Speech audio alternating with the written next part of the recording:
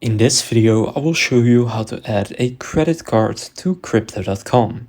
So in order to add this, just go and open up the crypto.com app, then here click on buy, then here just select a cryptocurrency if you want to buy one. If you don't, then it doesn't matter which one you choose because you don't actually have to buy it.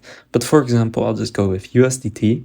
And now the reason that we need to do this is that right here under credit and debit card down here, you will see for me right now it says Apple Pay, but you can simply click add payment method, then here select a credit or debit card, then here enter your credit card details, and after doing that, click on add card in the bottom.